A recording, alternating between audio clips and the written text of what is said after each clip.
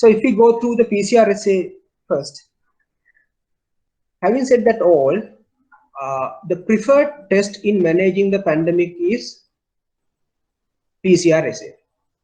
But it is with the burden of the detection of asymptomatic, non-infectious, late infectious among asymptomatic cases.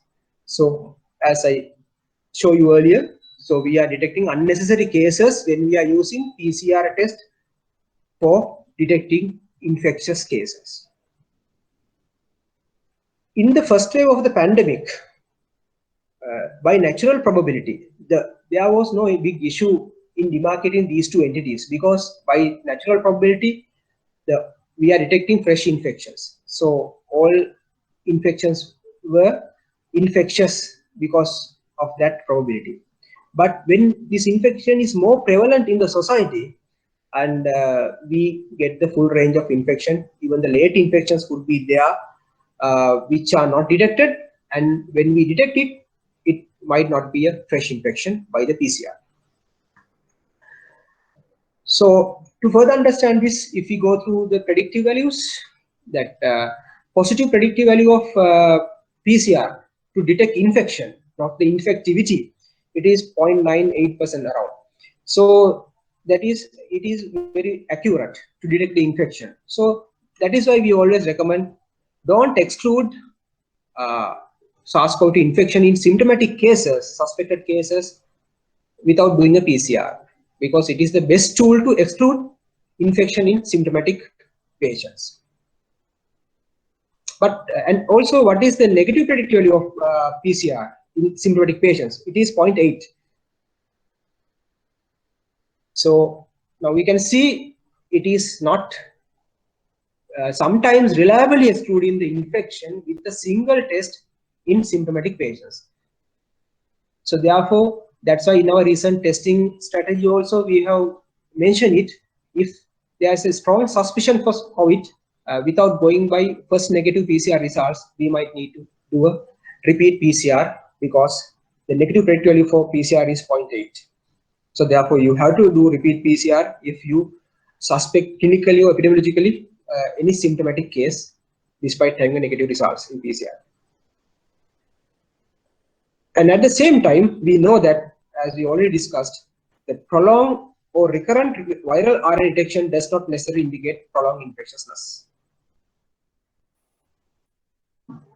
So, in this background, when we go through our laboratory result interpretation in our PCR, we get the display like this. This is not a very good picture, but you can see there are PCR curves ranging in a wide range.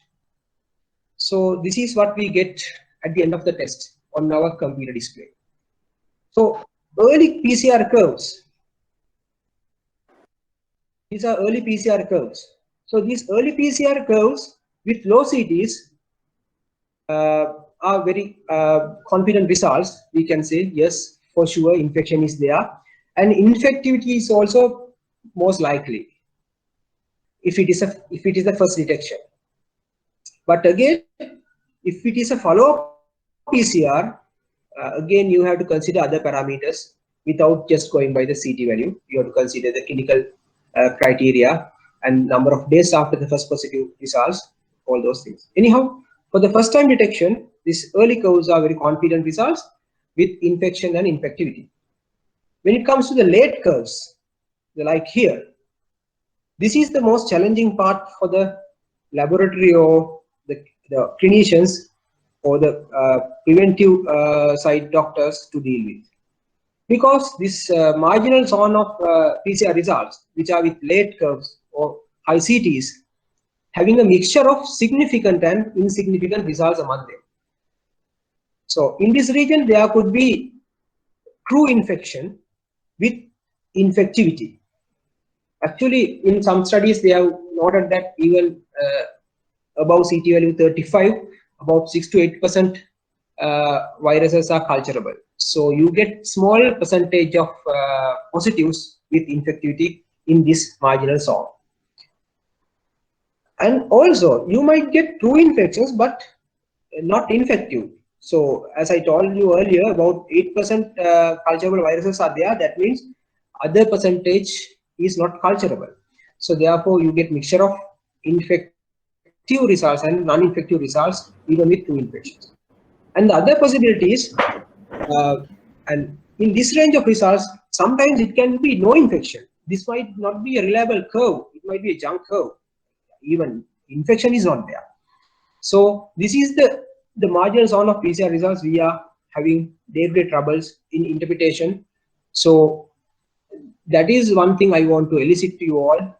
So we have to identify this problem first before discussing about what is the answer for that. So in PCR results interpretation, we all know that we do basic validation, but that is not enough. So we have to look for the cross-contamination in the run. So better practice would be to have more external, more extraction negative controls in the middle of the run to deal with this issue of cross-contamination. Then how to deal with marginal results? The main thing is we are unable to define a common CT cutoff to demarcate between significant results and insignificant results in this range, because CT value is dependent on several factors. It might be dependent on the type of the kits you used, or it might be dependent on the quality of the sample collected at that time, and it might be dependent on the level of viral excretion at the time of sample collection. So CT value can be vary according to these parameters. Therefore, you can't have a common CT value for all laboratories to demarcate these results.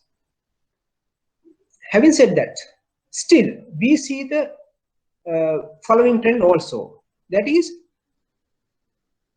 majority of infectious cases will have low CT values, and majority of non-infectious cases will have high CT values. So that trend also there. So in interpreting these marginal results, considering these all facts, we should not apply a common CT value for all labs. Instead of that, what we can do is we need to consider the purpose of testing and its downstream application. For example, say we get the marginal results of a pneumonia patient in the ward around CT 34, 35. So it's a different scenario. We might need to have some more vigorous testing, not to miss the case. Because as I told you earlier, there could be sometimes pneumonia cases even without positive PCR results. But if it is a marginal result on a community screening, in a family, in contact tracing, already there are known family members in the family with positive results, then I think we can adapt some other protocols to deal with without hanging around that results too much. So in that way, we need to consider the purpose of testing and its downstream application in dealing with these marginal results. So for that, we need predefined tailored protocols for end users. End users means clinical teams, maybe clinical teams, or it may be public health teams who are dealing with field level infection control measures. So there should be some predefined tailored protocols for end users in dealing with these marginal results according to the purpose of testing, according to the setting where we have found this marginal result. So we have to do some homework on this in coordination with laboratory teams and clinical teams, laboratory teams and public health field teams. So that interactions and that communication is very essential in dealing with these marginal zone results without posing any risk of transmission and also without posing unnecessary troubles for people with insignificant results.